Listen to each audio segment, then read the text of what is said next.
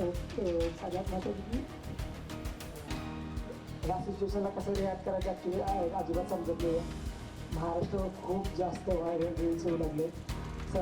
प्रसार माध्यमाने खूप जास्त विचलून पण झालेलं आहे. समजा माझ्या माध्यमातून काही चुकीचे शब्द गेलेले असतील, समजा मी काही स्टेटमेंट केलेलं असेल तर त्याच्यामागची इंटेन्शन समजून घ्या असं मला म्हणायचं. सांगायला खूप अभिमान होते, खूप जास्त थंडी होती. स्वामी म्हणजे सुमित स्वामी म्हणा, तेजा म्हणा किंवा विलासनं इंटरव्ह्यू होईपर्यंत मला स्वतःचं ताट पण घासू नाही दिलं. काय गार पाण्याला हात घालशील मग आजारी पडशील.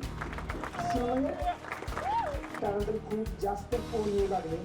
एका दिवशी 2,000 फोनचा मिस कॉल घडू लागला. सगळे खूप म्हणजे मला जितके पॉसिबल होते तितके मी फोन अटेंड केले. ज्यांचे फोन अटेंड नाही झाले किंवा ज्यांना मी परत नाही कॉल केले त्यांची मी खूप दिलगिरी व्यक्त करतो. वडिलांचा स्वभाव जरा खूपच रागीट आहे.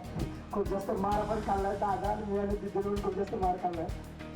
त्यानंतर या आयुष्याच्या वळणावर खूप जास्त ज्याने सॅक्रिफाईस केलं तो माझा दादा, ज्याला थोडंसं बनायचं होतं पण घरची आर्थिक परिस्थिती खूप खराब होती म्हणून जयचूक कॉलेजला असताना ॲक्च्युली 11वी असताना शहांच्या इथे कपड्याच्या दुकानात पण काम केलं.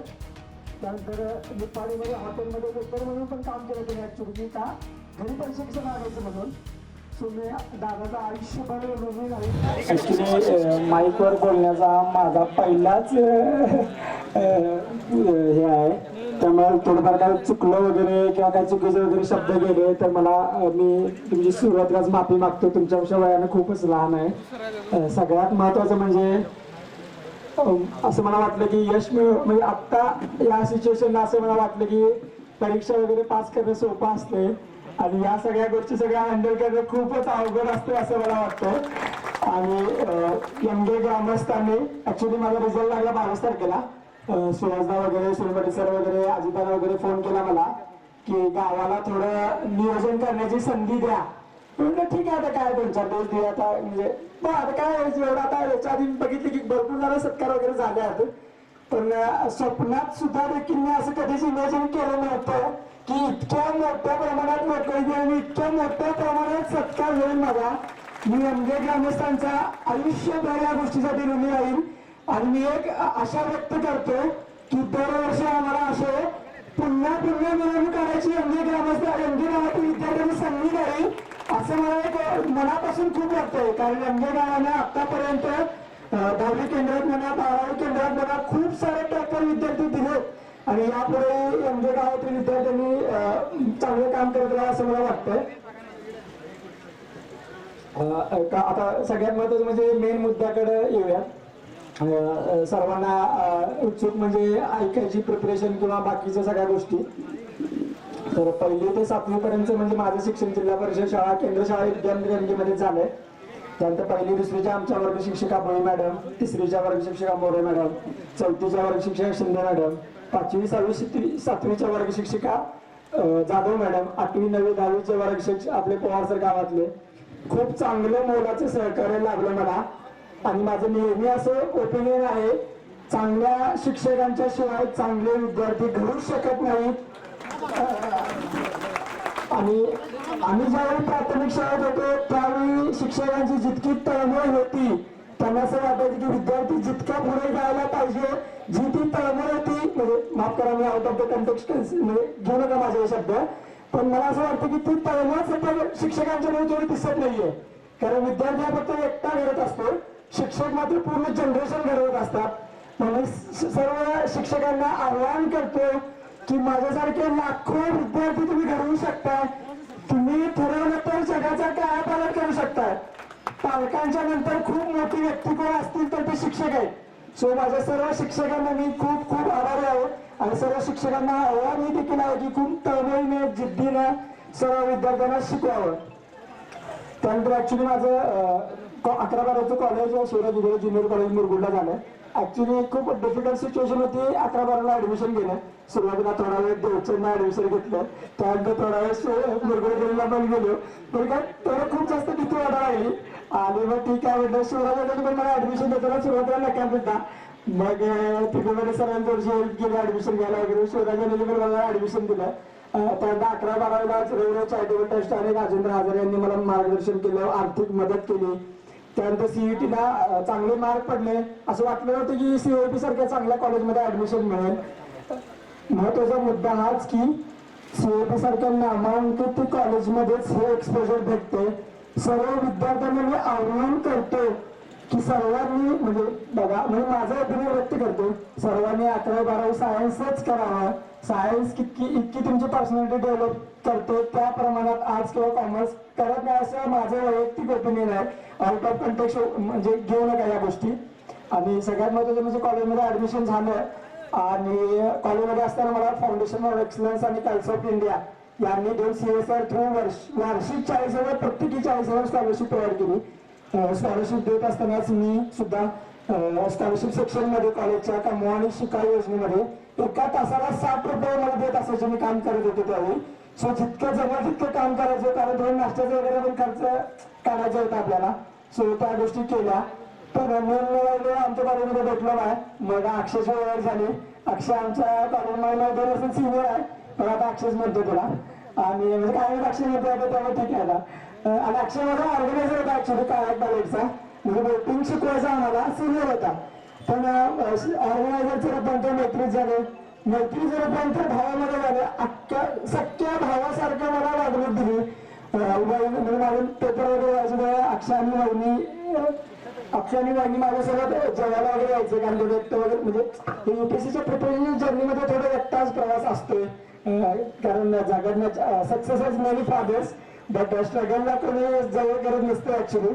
सो मला सगळ्यांना आव्हान हेच आहे की जे विद्यार्थी झगडत आहेत त्यांना समाजाने उचलून घेतलं पाहिजे. म्हणजे जसं म्हणजे भरपूर शिक्षकांनी काहीतरी आव्हान केलं असं मला वाटतं. म्हणजे कोणतरी मला ऍक्च्युली फोन केला होता, मला ते बाबाजी मॅडम काही कोणी फोन केला होता माहित नाही. त्या म्हणाले की 7वी पर्यंत विद्यार्थी चांगला असतोय किंवा 10वी पर्यंत विद्यार्थी चांगला असतोय, पण त्या विद्यार्थ्याचं पुढे काय होतंय हे शिक्षकांच्याकडे थोडंसं विसरून जातं, असं म्हणजे त्यांनी व्यक्त केलं. मग मला शिक्षकांना एवढंच आव्हान आहे की मानसिक सपोर्ट म्हणा किंवा आर्थिक सपोर्ट म्हणा, जितका तुम्हाला जमेल तितका तुम्ही चांगल्या विद्यार्थ्याने करा. कारण शेवटी विद्यार्थी घडला तर समाज घडतो, समाज घडला तर देश सुधारतो. आता coming to my UPSC preparation, म्हणजे युपीएससी करायचं 2017-18 मध्ये सीओपी मध्ये एकाच वर्षी 15 विद्यार्थ्यांचं युपीएससीच्या फायनल लिस्ट मध्ये सिलेक्शन झालं. मग मला असं वाटलं की आपल्याकडे गावाकडून आलेली पोरं आहेत, माझ्यासारखेच पर्सेंटेज वगैरे घेतलेले आहेत, माझ्यापेक्षा काहींचा CGPA कमी पण होता. मग थोडं असं वाटलं की आपण पण तयार करू शकतो. लहानपणापासून थोडं प्रशासकीय अधिकारी व्हायची अशी इच्छा होती, पण युपीएससी वगैरे करायचं हे नक्की माझं कॉलेजमध्ये सीओपी मध्ये असताना 3rd इयर 4th इयरलाच ठरलं. सो मग त्यावेळी थोडं NCERT वगैरे वाचायला चालू केल्या. आणि गावाकडच्या मुलांना थोडं असं वाटत असतं की थोडं इंग्लिश वगैरे वीक आहे. माझं 10वी पर्यंत शिक्षण मराठी मीडियम मधूनच झालंय आणि याचा मला सार्थ अभिमान वाटतो. आणि महाराष्ट्र शासनाने मराठीच्या उद्धारासाठी अजून चांगली पावलं घेतली पाहिजे असं मला नक्की आणि खूप मनापासून तळमळीने वाटतं. आणि शासनाने जिल्हा परिषदच्या शाळांचं सशक्तीकरण करायला पण पाहिजे असंही मला वाटतं. कारण सध्याची जिल्हा परिषदेच्या शाळांची परिस्थिती बघता, आमचे 2-2 तुकड्या असायच्या, आमच्या आधी 3-4 तुकड्या असायच्या. अध्यासत्या एक पण म्हणजे तुकडी करत नाही इतके विद्यार्थी जिल्हा परिषद शाळामध्ये राहतात. सो माझं सर्व पालकांना एक आव्हान असेल, जितक्या तळमळीनं जिल्हा परिषद शाळेचे शिक्षक शिकवतात तितक्या तळमळीने इतर हायस्कूल किंवा कॉलेजचे शिक्षक शिकवतात. म्हणजे माझं पर्सनल ओपिनियन आहे. तुम्ही कॉर्पोरेट वगैरे एज्युकेशन नेण्याने वगैरे माझा आउट ऑफ कंटेंट घेणार नाही तर शोधा देतील सगळेजण. सो असं वाटतं की तितक्या तळमळीनं तितक्या जिद्दीनं जिल्हा परिषदेच्या शाळांच्या शिक्षकांशिवाय इतर कोणते शिक्षक शिकवतात असं मला वैयक्तिक वाटत नाही. सो मला असं वाटतं की त्यांचं सशक्तीकरण झालं पाहिजे. एप्रिल त्यानंतर लॉकडाऊन मध्ये पोस्टामध्ये जॉब केला पोस्टमन म्हणून. गंगापूर ब्रांच ऑफिसला गारडे सब डिव्हिजनचा अंडर. थोडं ऍक्च्युली काय आलं, माझ्या पोस्ट मास्तरनी थोडंसं पैशांचा आर्थिक गडबड केली आणि त्यानंतर थोडासा इश्यू झाला. त्या मी थोडं सुरुवातीला जॉईन केलं होतं, पहिलेच ऍक्च्युली नोकरी होती माझी आणि कसं हँडल करायचं काय माहित होतं मला. त्यावेळी गारगोडे सब डिव्हिजनचे मेल ओव्हरसिअर राऊत सर यांनी मला जरा मदत केली की कसं हँडल करायला पाहिजे गोष्टी. त्यामुळे एप्रिल 2021 मध्ये युपीएससी साठी क्लास जॉईन करायचा माझा निर्णय होता. क्लास जॉईन करण्याचा माझा मेन हेतू हाच होता की आयुष्यामध्ये 2-3 वर्ष प्रिपरेशन केल्यानंतर असं रिग्रेट नाही झालं पाहिजे की यार क्लास लावला असता बरं झालं असतं, तो चांगलं प्रिपरेशन करू शकलो असतो. सो समजा तुमची फायनान्शियल स्टेबिलिटी असेल घरची, मागे थोडा बॅकअप असेल, जसा माझ्यासाठी माझा भाऊ होता किंवा अक्षय होता आणि वहिनी होते, तसे तुमच्यासाठी एक दोन लोक असायला पाहिजे ज्यांना म्हणजे तुमच्यापेक्षा तुमच्याकडे जास्त विश्वास असेल की यार काहीतरी करून दाखवू शकतो. या दृष्टिकोनातून मी 2021 मध्ये दिल्लीला गेलो. 2021 मध्ये दिल्लीला गेलो. त्यानंतर दिल्लीमध्ये नेक्स्ट आयएस नावाचा क्लास जॉईन केला. 1 वर्ष फाउंडेशन बॅच केली तिथली. 2022 मध्ये पहिला अटेम्प्ट दिला, पण पहिली प्री काय क्लिअर झाली नाही. पण ठीक आहे, पहिले ते असते ना की, आणि माझं नेहमी ओपिनियन असते की आवडच्या पोरांना जरा 3-4 अटेम्प्ट लागतात प्रिपरेशन करायसाठी. सो पुन्हा त्या पिरियडमध्ये 6 महिने दिल्लीमध्येच राहिलो. दिल्लीमध्येची परिस्थिती म्हणजे खूप खराब परिस्थिती ऍक्च्युली. खूप जास्त गरमी आणि खूप जास्त थंडी. ऍक्च्युली लाईट बिल येऊ नये म्हणून आम्ही एसी लावायचं नाही, कारण अरविंद केजरीवालच्या कृपेने आम्हाला 200-300 युनिट फ्री इलेक्ट्रिसिटी मिळायची. सो 300 पेक्षा जास्त बिल झालं की खूप जास्त बिल यायचं, तेव्हा आम्ही एसीच लावायचं नाही. सो मग ते थोडं झालं. त्यानंतर मग थोडं त्या मीनवालच्या काळामध्ये थोडंसं मेन्सची प्रिपरेशन केली. माझा जो मित्र जय पाटील, यांचे आजोबा डी टी पाटील सर यांचे विद्यार्थी अजित शहा यांनी मला क्लास लावण्यासाठी 2,35,000 रुपये रोख रक्कम माझ्या अकाउंटमध्ये एका कॉलवर जमा केली. आणि त्यांनी माझ्याकडे कोणतंही आश्वासन घेतलं नाही की हे परत करायला पाहिजे किंवा काही करायला पाहिजे. मी अजित शहा सरांचा मनापासून खूप खूप आभार आहे. अजित शहा सर नसते किंवा बी टी पाटील सर नसते तर आज गुरगोडणे असता, पण IPS गुरगोडणे असला नसता असं मला वैयक्तिक वाटतंय. त्यानंतर 2023 मध्ये मी पुण्यातल्या ज्ञान प्रबोधिनीमध्ये ऍडमिशन घ्यायचा विचार केला. बरेचसे माझे सिनियर तिथे अभ्यास करत होते, म्हणजे आशिष पाटील म्हणा, प्रतीक फाळके म्हणा, प्रांजल म्हणा, सॅम म्हणा, सौर्या म्हणा, सौरभ देशपांडे म्हणा, हे सगळे प्रिपरेशन करत होते. मग ऍक्च्युली प्रांजल आशिष पाटील वगैरे बोलल्यानंतर, फाळकेला वगैरे बोलल्यानंतर असं वाटतं की पुण्यामध्ये ज्ञान प्रबोधिनी इतकं UPSCचं प्रिपरेशन करण्यासाठी कुठं चांगलं एन्व्हायरमेंट नाही आहे. मग थोडं ज्ञान प्रबोधिनीमध्ये ऍक्च्युली ऍडमिशन मिळवणं म्हणजे खूप टफ जॉब आहे. म्हणजे खूप ते विकू सर आणि सविता कुलकर्णी मॅडम यांना ताई म्हणतो, यांच्या सोल डिस्क्रिप्शनवर ऍडमिशन दिलं जाते. मग थोडं सरांनी माझी मुलाखत वगैरे घेतली. माहित नाही माझी प्री पण क्लिअर झाली नव्हती, पण सरांनी काय ऍडमिशन दिलं आणि भरपूर वेळा सरांनी प्री क्लिअर झालेल्या मुलांना हे ऍडमिशन नाकारलेलं आहे. सो त्यातच मला ऍडमिशन दिलं. मला आश्चर्य झालं. भरपूर मला पण विचारायचं, चला तुम्ही काय ऍडमिशन दिला, आम्हाला ऍडमिशन द्यायले. काय माहिती विकू सरांनी माझ्यामध्ये काय बघितलं होतं त्या काळात. 2023 मध्ये परत दुसरा अटेम्प्ट दिला. जे 2022च्या अटेम्प्ट मध्ये माझ्याकडून PYQचं अनालिसिस राहिलं होतं ते चांगल्या प्रकारे केलं. SFG म्हणजे फोरमाची SFGची लेवल 1 टेस्ट सिरीज कम्प्लीट केली. त्यानंतर मॅथ दिला 4-5 क्लासेसच्या, म्हणजे व्हिजन म्हणा, फोरम म्हणा, नेक्स्ट आयएस म्हणा, किंवा अजून थोडं फोरम म्हणा, व्हिजन म्हणा, वाजीराव म्हणा, नेक्स्ट आयएस म्हणा, त्यांच्या मॉक वगैरे टेस्ट दिला. 2023ला मॉकला वगैरे चांगला स्कोर यायचा. त्यानंतर 2023च्या प्रीमध्ये सिव्हिल सर्व्हिसेसची प्री पण निघाली आणि फॉरेस्ट सर्व्हिसेसची पण प्री निघाली. पण मीनवाईल मला ऑगस्टमध्ये डेंग्यू झाला. या सर्व काळामध्ये माझे आरोग्यासाठीचे फर्स्ट रिस्पॉन्डर म्हणजे भारत डॉक्टर असायचे. मला खूप जास्त आजारी पडायचो मी आणि डॉक्टरना खूप जास्त त्रास दिलाय. त्यानंतर डॉक्टरांची मी दिलगिरी व्यक्त करतो. सर्दी जरी झाली तर मी भारत डॉक्टरांनी फोन केला, डॉक्टर साहेब जरा घसा खराब झाला, जरा बघा की झाला. तर मला खूप जास्त सहकार्य केले डॉक्टरांनी. आणि त्यानंतर डेंग्यू झाला, मग डॉक्टरांनी पप्पांना सांगितले त्याचा आवाज कमी करा.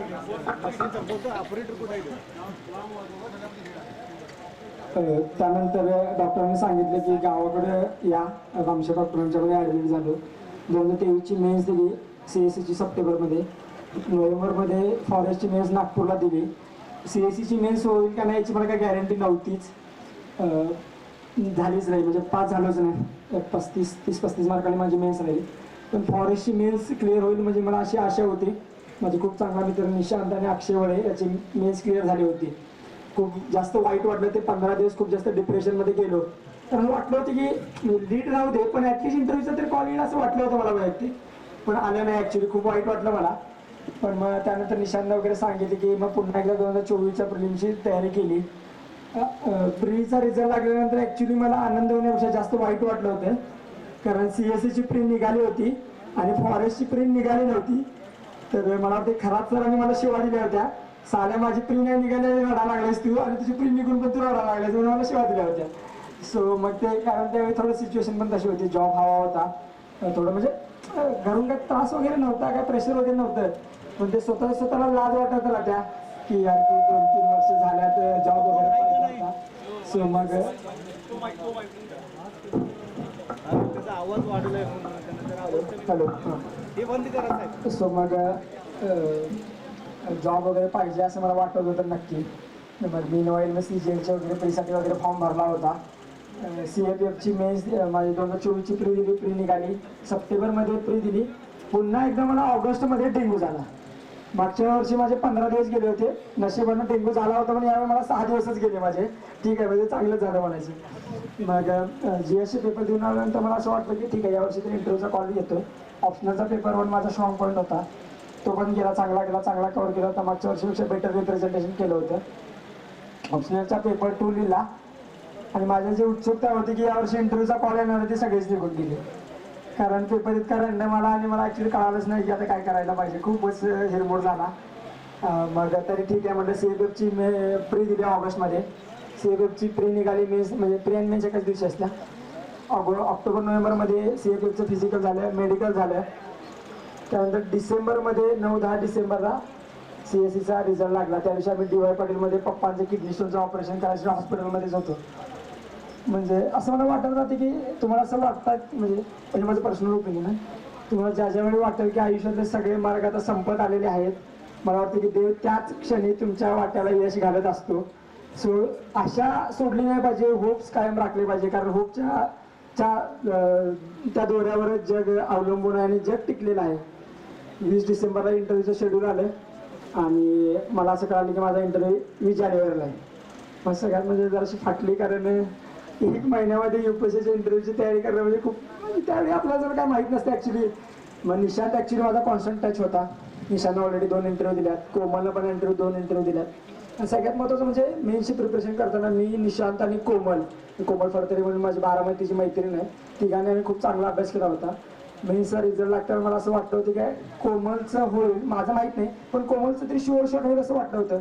आणि लेखी तिचं झालं नाही. खूप वाईट वाटलं मला, कारण तिचं ॲक्च्युली तिचं असं असायचं की आम्ही थोडं निष्काळजीपणा करायचो आन्सर रायटिंग करताना. कोमलचं असायचं की तिला बोर झाली की पेपर लिहायची, मग आमच्यावर थोडं प्रेशर यायचं. आयला कोमलला 2-3 पेपर लिहिला, आपण एकतर पेपर लिहूया. मग तिच्या निमित्तानं थोडं पेपर तर लिहिला आम्ही. मग ते झालं की मग नंतर माझ्या इंटरव्ह्यूच्या गायडन्ससाठी कोमल आणि निशांतने खूप चांगली मला मदत केली. आपल्या गावाकडच्या मुलांना ॲक्च्युली म्हणजे ड्रेस कोणता घालायचा, ब्लेझर कोणते घ्यायचे याबद्दल काही थोडी कल्पना नसते, कधी काय घातलेलं नसते, काय नसतं. युनिक अकॅडमीचे प्रवीण चव्हाण सर यांच्याकडे गेलो मी, त्या दिवशी नाईट पॅन्टवरच भेटायला गेलो. सरांनी मला सांगितलं की ड्रेस कोणता घालायचा, पॅन्ट कोणत्या कलरची घालायचं, ब्लेझर कोणत्या घालायचे, दाढी केवढी करायची, ट्रिम करायची की ब्लेड मारायचं, हेअरकट केवढा करायचा, शूज कोणतं घ्यायचं, शू बाईट म्हणून असतात ते होऊ नये सारखे शू घालत जा. कोटची सवय नसते पण कोट पण घालत जा, कारण थोडा ऑकवर्ड फील व्हायला चालू होतं, आपण घातलेलं नसते कधी.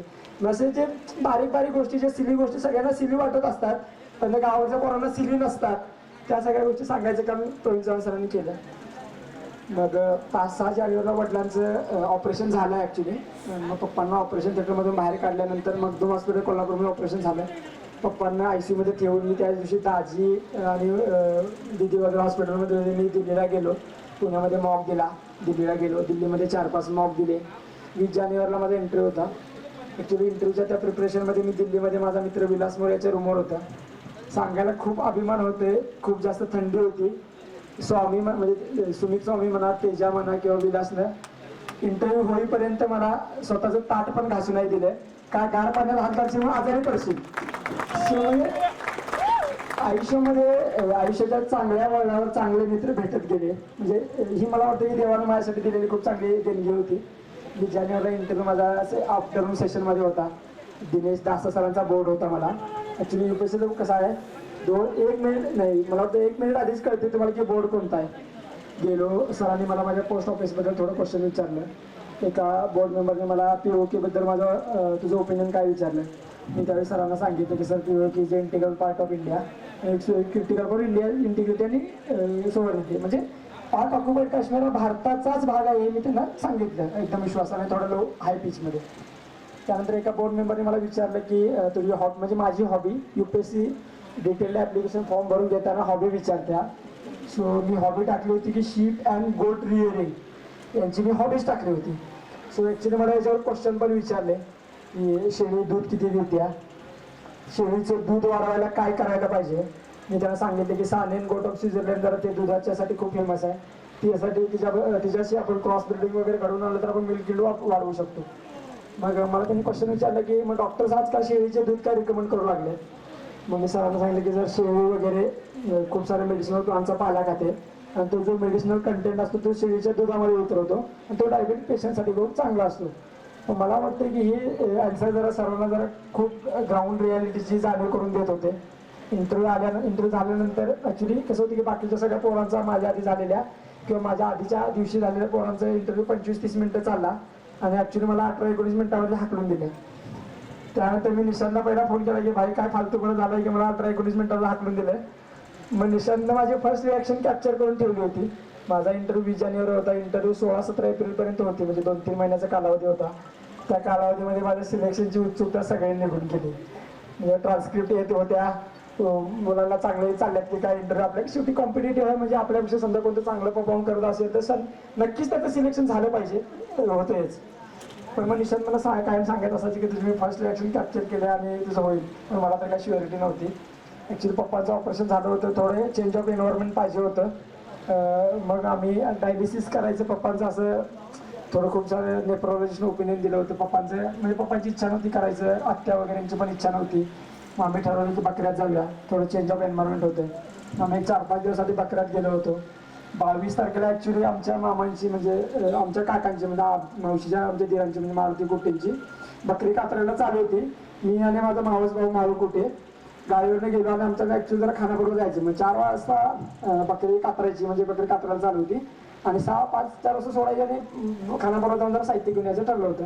ॲक्च्युली UPSC आपला रिझल्ट 5 वाजता युजली डिक्लेअर करते आणि त्या दिवशी 2:30 वाजता माझा जो चांगला मित्र होता निशांत देशमुख त्याचाच पुन्हा फोन आला की भाई तुझं सिलेक्शन झाले आणि 551 रँक आला.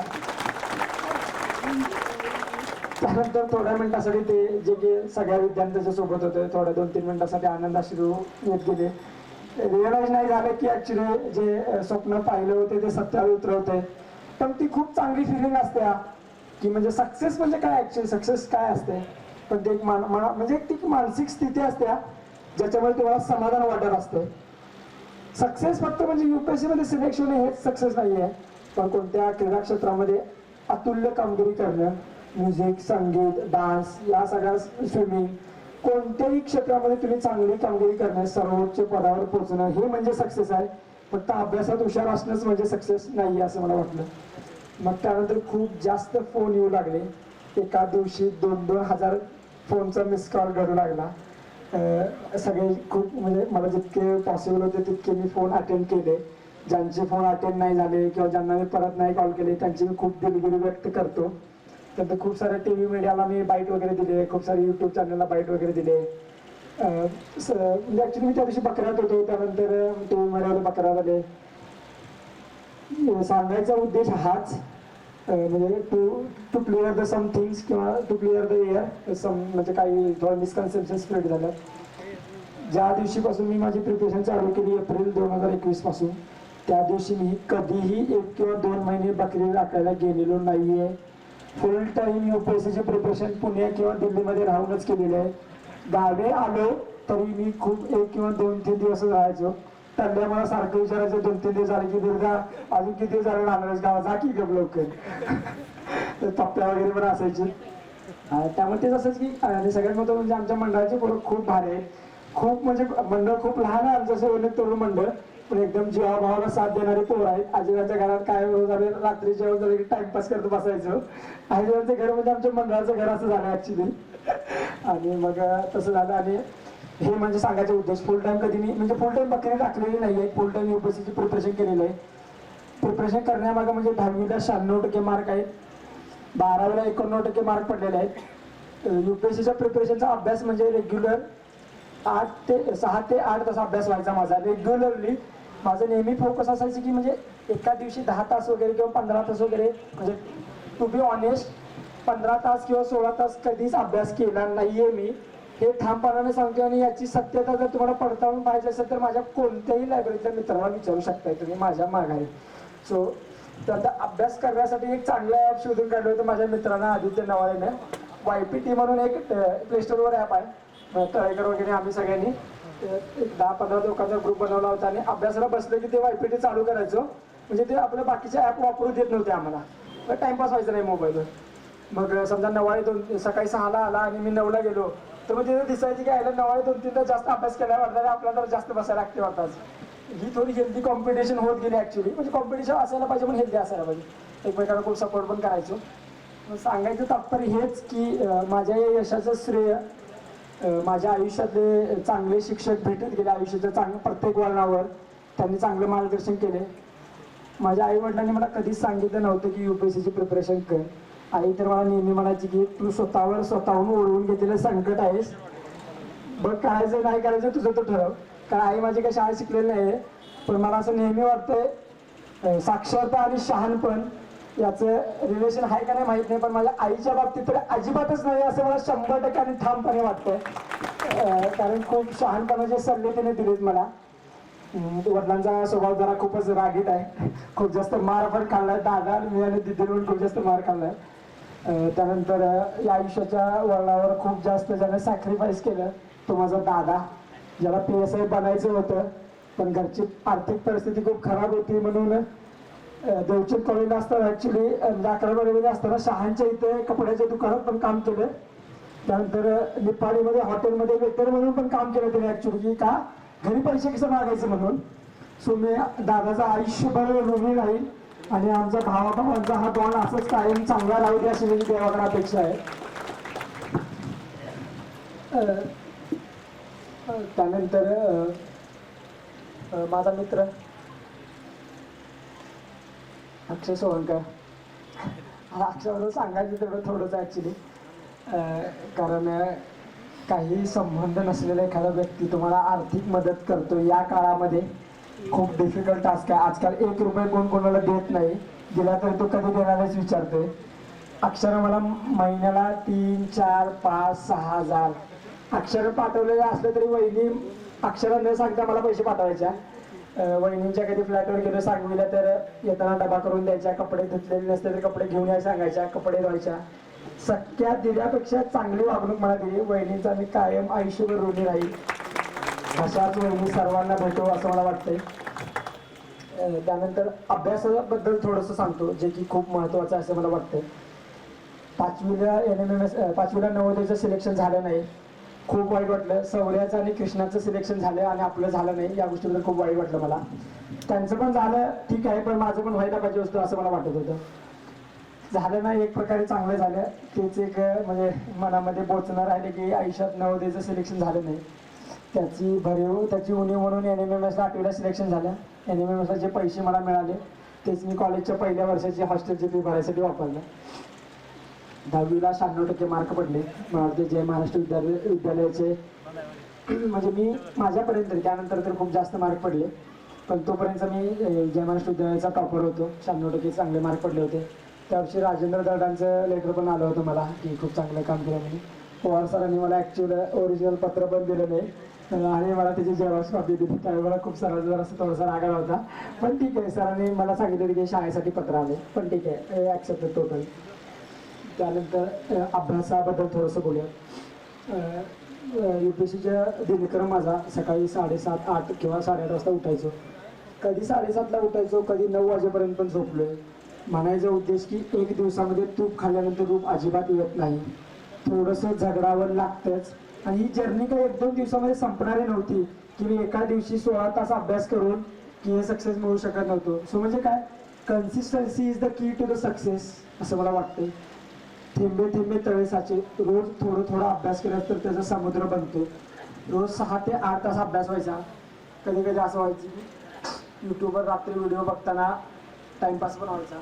मेन्सच्या दरम्यान यूट्यूबवर टाइमपास होऊ नये पण माझा चांगला मित्र सतपाल गोडसे लायब्ररीतून जाताना माझा मोबाईल काढून घ्यायचा, कारण गेले की रूमवर टाइमपास करत बसणार यूट्यूबवर, त्याच्यापेक्षा लायब्ररी सकाळी 6 वाजता लवकर झक मारत येते म्हणून मोबाईल काढून घ्यायचा. या काळामध्ये सोशल मीडियापासून खूप डिटेल्स झालो. आजच्या तरुणांना सांगितलेलं हे आवडणार नाही माझी गोष्ट, पण खूप माझ्या बॉटम ऑफ द हार्ट पासून सांगतोय. सोशल मीडिया एक मायाजाल आहे. जितका टाइम त्यावर तुम्ही स्पेंड कराल तुम्हाला नेहमी असं वाटत राहील की अजून थोडा टाइम स्पेंड करायला पाहिजे. आयुष्याच्या झगडत्या काळामध्ये सोशल मीडियापासून थोडंसं डिटॅच राहा. मी अजिबात म्हणणार नाही की माणूस म्हणून जगायचं सोडून द्या. माझं इंस्टाला पण अकाउंट आहे, व्हॉट्सअप पण वापरत होतो, पण ज्यावेळी माझी प्री अभ्यास असायचा किंवा मेनची माझी परीक्षा असायचा त्यावेळी मी ॲप अनइन्स्टॉल केलेले आहेत. माझे मित्र पण याला साक्षी आहेत. मग रेग्युलर 6 ते 8 तास अभ्यास व्हायचा. UPSCची मेन्स दिली सप्टेंबर 2023 मध्ये आणि परत पुण्याला 6 दिवसाचा गॅप असतोय ऑप्शनलचे पेपर द्यायसाठी. त्या काळामध्ये माझा मात्र 10 ते 11 तास अभ्यास झाला प्रामाणिकपणे, कारण ऑप्शनलचे 500 मार्काचा पेपर 6 दिवसामध्ये कव्हर करायचा होता. सो करायलाच पाहिजे होता. मग 4 मोलाचे सल्ले की माझ्या विद्यार्थ्यांना, मी जो घडलो की जे माझे कल्चर कॅपिटल होते ते माझे मित्रच होते. सो नेहमी चांगल्या मित्रांची संगत ठेवा. व्यसनापासून लांब राहा. गावामध्ये खूप व्यसनाचं प्रमाण वाढलंय. लहान 7वी 8वीची मुलं तंबाखू खाऊ लागलेत, मावा खाऊ लागलेत. मुरगुडमध्ये पण माव्याचं खूप प्रमाण वाढलंय. मला वाटतं की शासनाने यावर थोडं चांगलं लक्ष दिलं पाहिजे. यावर थोडंफार काहीतरी शासनाची जे काही ऑफिशियल पॉलिसी असेल त्यानुसार निर्णय घ्यायला पाहिजे शासनानं. त्यानंतर व्यसनापासून लांब राहा. माझे मित्र व्यसनाधीन नव्हते म्हणून मी पण व्यसनाच्या आहारी कधी गेलो नाही. सो मित्र असाल तर तुम्ही पण घडताय. सो चांगले मित्र नेहमी ठेवा, कारण तेच तुम्हाला आयुष्याची दिशा देत असतात आणि किंवा दशाही करत असतात तुमची. त्यानंतर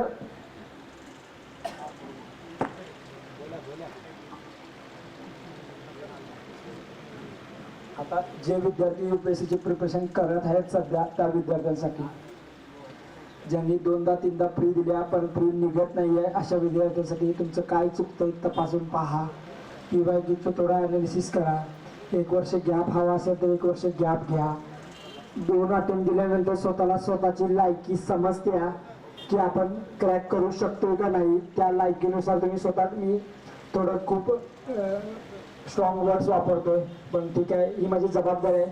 कारण पुण्यामध्ये प्रिपरेशन करणाऱ्या विद्यार्थ्यांची म्हणजे मी ज्यावेळी ॲस्पायरंट असतो त्यावेळी सगळ्यांना असं वाटायचं असतं की सद्यस्थितीची परिस्थिती कोणी जाणीव करून देत नाही.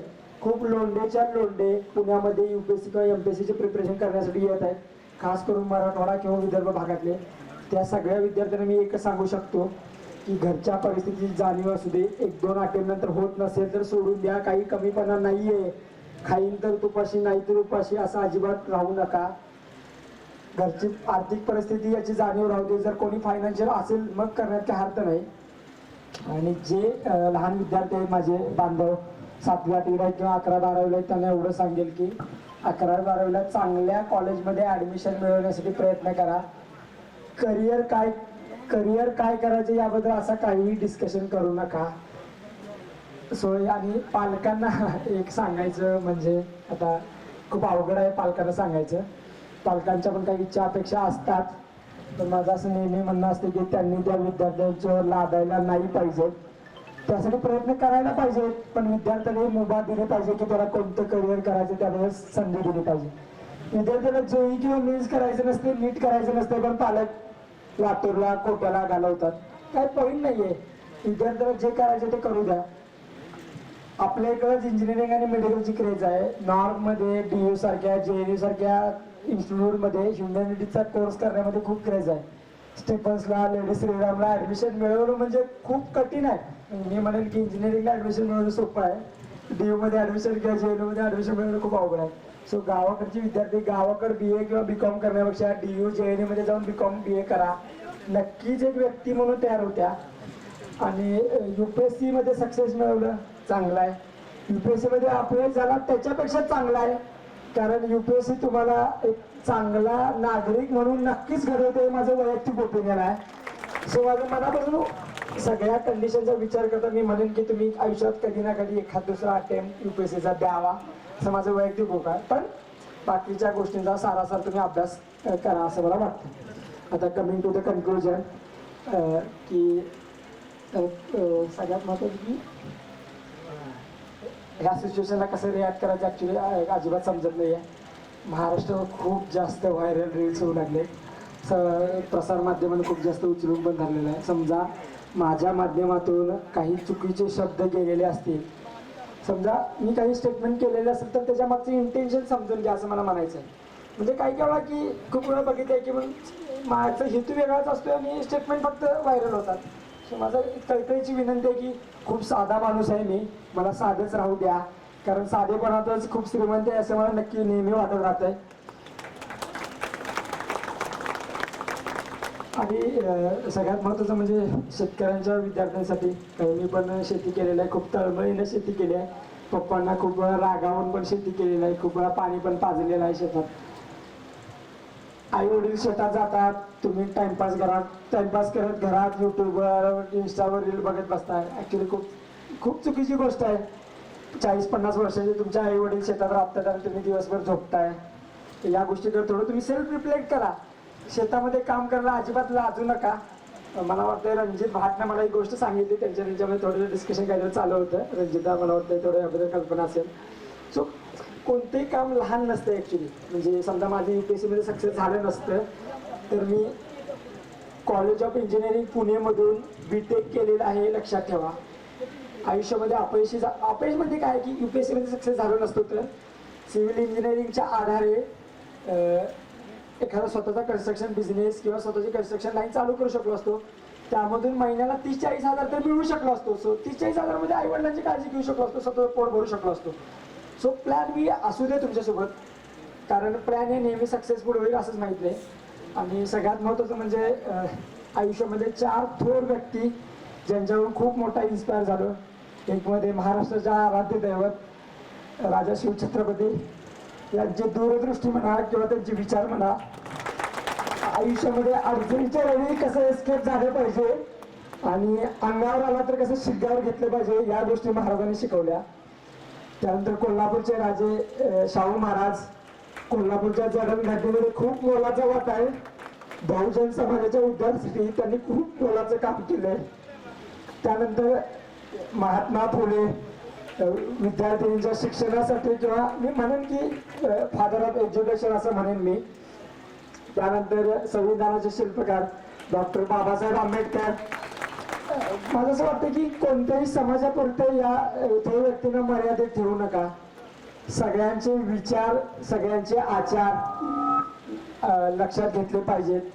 लोकांना काय झालं म्हणजे माझं खूप ओपिनियन आहे, तुम्हाला राग आला तर चालेल. माझे खूप जास्त मित्र SC कॅटेगरीमधील आहेत. मी करतोय स्टेटमेंट, याची मी फुल जबाबदारी पण घेतोय.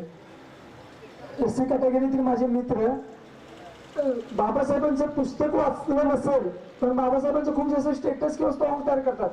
ऍक्च्युली बाबासाहेब फोटोमध्ये किंवा सॉंग मध्ये नाहीये, बाबासाहेब पुस्तकामध्ये आहे.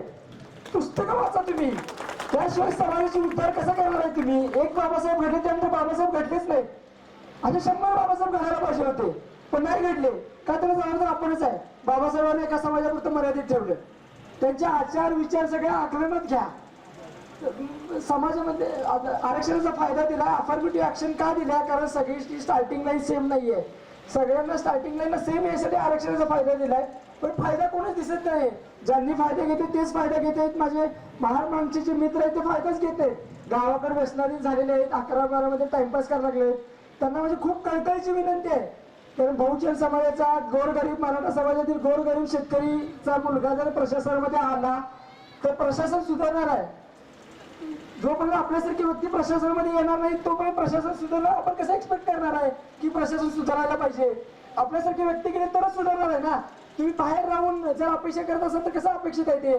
तुम्ही सिस्टममध्ये आलं पाहिजे. तुम्ही निर्णय क्षमता तुमच्यामध्ये हातामध्ये आली पाहिजे ती. सो माझं सर्व बहुजन समाजातील सर्व विद्यार्थ्यांना आव्हान हेच आहे, तुम्ही प्रशासनामध्ये आलं पाहिजे, निर्णय क्षमतेमध्ये हस्तक्षेप केला पाहिजे. आणि सगळ्यात महत्त्वाचं म्हणजे आता काय सांगायचं विसरलं थोडक्यात म्हणत होतो, सर्वांनी चांगला अभ्यास करा. म्हणजे विद्यार्थी जे झगडत आहेत त्या विद्यार्थ्यांना शिक्षकांनी आणि पालकांनी चांगला सपोर्ट द्या. जसे मला माझा दादा, आई वडील किंवा अक्षय भेटला तसं तुमच्या आयुष्यामध्ये शोध घ्यावा लागतो. समजा मी अक्षयसोबत मैत्री केली नसती तर आम्हाला अक्षय भेटलाच नसता. म्हणजे मित्र ओळखणं आणि मित्राची पारख करणं ही पण खूप महत्वाची गोष्ट आहे. म्हणजे तुमच्यावर डिपेंड आहे ऍक्च्युली.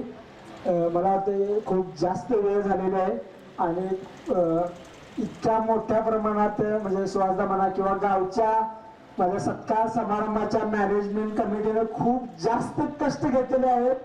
त्यांचा मी खूप खूप खूप जास्त मनापासून आभार आहे. म्हणजे खूप मला मनापासून आभार वाटतं की माझ्यासाठी त्यांनी दिवस रात्र केलं ऍक्च्युली स्वागतासाठी. आणि मला असं नेहमी वाटतं की गावासाठी गावातील विद्यार्थ्यांसाठी दरवर्षी अशी मोठी यापेक्षाही मोठी मिरवणूक काढायची संधी आणि मी त्या दिवशी उपलब्ध असावं, मी त्या दिवशी आयोजित राहीन अशा मिरवणुकीला. यासाठी सर्व विद्यार्थ्यांनी झगडत राहावं असं मला वाटतंय. कारण गाव सुधारलं तर देश सुधारेल, देश सुधारला तर आपण सगळे सुधारल. याबद्दल मी खूप खूप आयुष्यभर ऋणी आहे गावातल्या लोकांचा. असं मला कधीच वाटलं नव्हतं की एवढ्या मोठ्या प्रमाणात एवढ्या मोठ्या संख्येने लोक उपस्थित राहतील, एवढ्या मोठ्या परीने माझा सत्कार वगैरे समान होतील. सो माझे 2 शब्द तुम्ही शांततेने ऐकून घेतले त्याबद्दल मी तुमचा खूप खूप खूप दिलगिरी व्यक्त करतो. तुमच्यापेक्षा वयाने खूप लहान आहे, बोलताना काही गोष्टी चुकून निघाल्या असतील. तुमचा लहान भाऊ, लहान मुलगा, लहान नातू म्हणून सांभाळून घ्या मला. मी काही खूप जास्त मोठा माणूस नाहीये आणि मला खूप जास्त मोठा माणूस सुद्धा करू नका. कारण साधं म्हणून जगण्यात जी मजा आहे ती ऍक्च्युली मोठं होऊन जगण्यात अजिबात मजा नाहीये. सर्वांनी साधे म्हणून जगण्यासाठी प्राधान्य द्यावं असं मला वाटतं. खूप खूप खूप आभार आहे.